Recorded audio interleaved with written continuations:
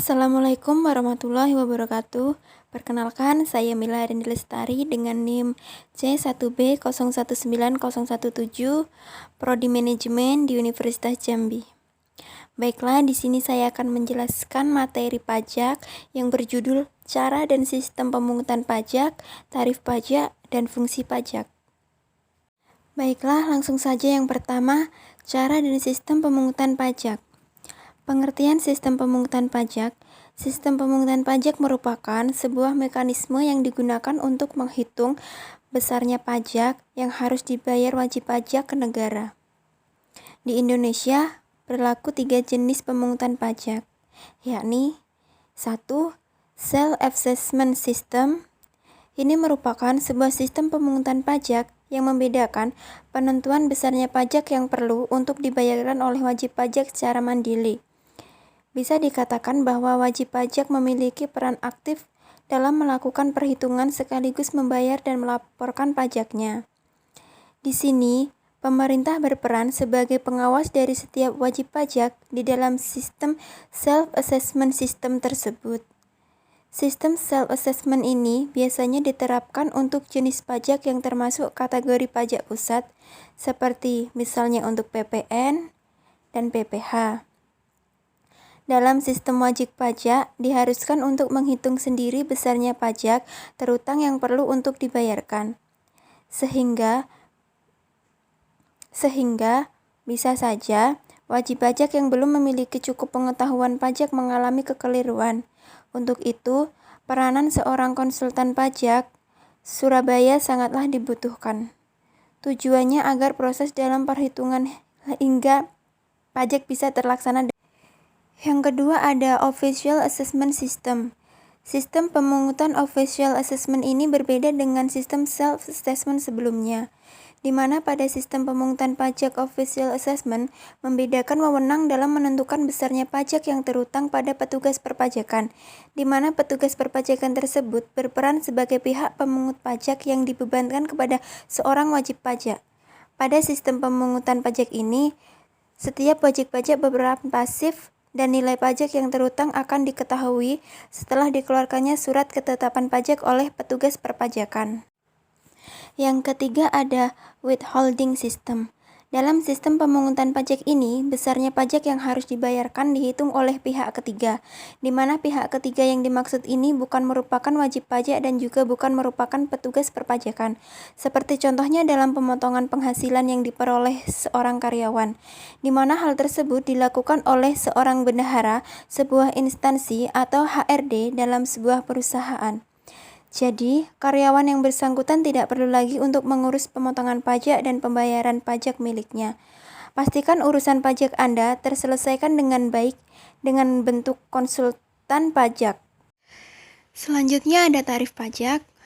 Tarif pajak merupakan dasar pengenaan pajak atas objek pajak yang menjadi tanggung jawab wajib pajak.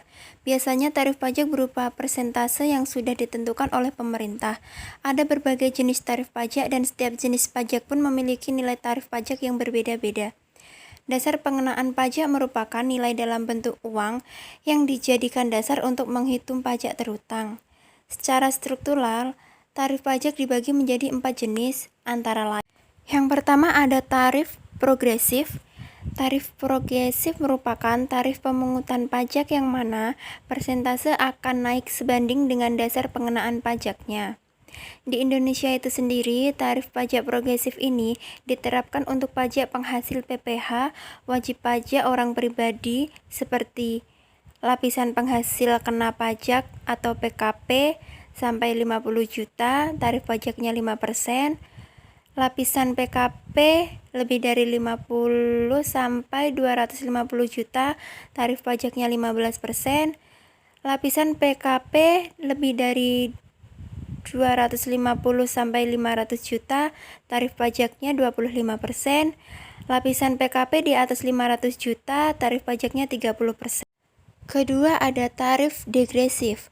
Tarif degresif ini kebalikan dari tarif progresif, artinya tarif pajak ini merupakan tarif pajak yang persentasenya akan lebih kecil dari jumlah yang dijadikan dasar pengenaan pajak tinggi, atau persentase tarif pajak akan semakin rendah ketika dasar pengenaan pajaknya semakin meningkat. Jadi, jika persentasenya semakin kecil, jumlah pajak terutang tidak ikut mengecil, melainkan bisa jadi lebih besar karena jumlah yang dijadikan dasar pengenaan pajaknya semakin besar.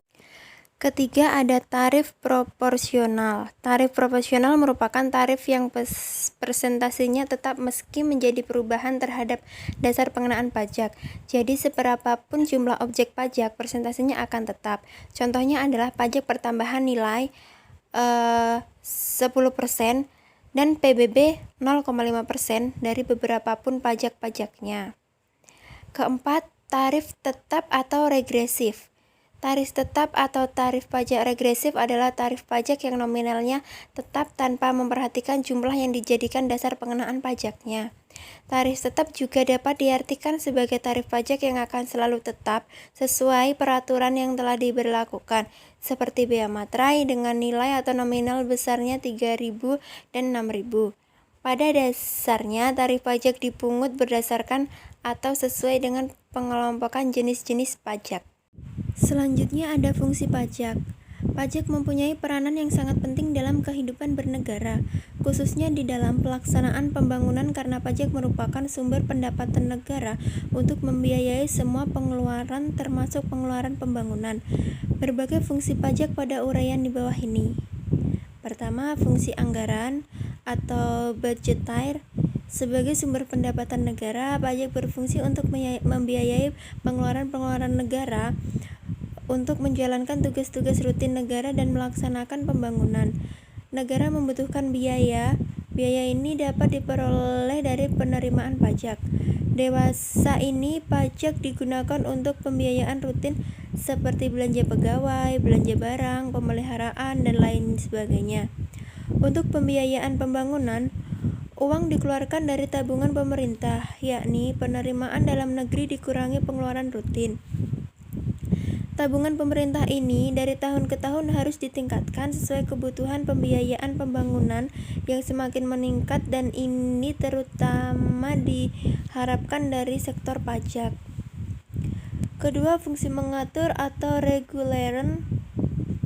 Pemerintah bisa mengatur pertumbuhan ekonomi melalui kebijakan pajak. Dengan fungsi mengatur, pajak bisa digunakan sebagai alat untuk mencapai tujuan. Contohnya dalam rangka menggiring penanaman modal, baik dalam negeri maupun luar negeri. Diberikan berbagai macam fasilitas keringanan pajak. Dalam rangka melindungi produksi dalam negeri, pemerintah menetapkan bea masuk yang tinggi untuk produk luar negeri. Ketiga, ada fungsi stabilitas. Dengan adanya pajak, pemerintah memiliki dana untuk menjalankan kebijakan yang berhubungan dengan stabilitas harga sehingga inflasi dapat dikendalikan. Hal ini bisa dilakukan antara lain dengan jajan, mengatur peredaran uang di masyarakat, pemungutan pajak, penggunaan pajak yang efektif dan efisien. Keempat, ada fungsi redistribusi pendapatan. Pajak yang sudah dipungut oleh negara akan digunakan untuk membiayai semua kepentingan umum, termasuk juga untuk membiayai pembangunan sehingga dapat membuka kesempatan kerja yang pada akhirnya akan dapat meningkatkan pendapatan. Mungkin cukup sekian penjelasan yang dapat saya sampaikan, kurang dan lebihnya saya mohon maaf. Saya akhiri, wassalamualaikum warahmatullahi wabarakatuh. Terima kasih.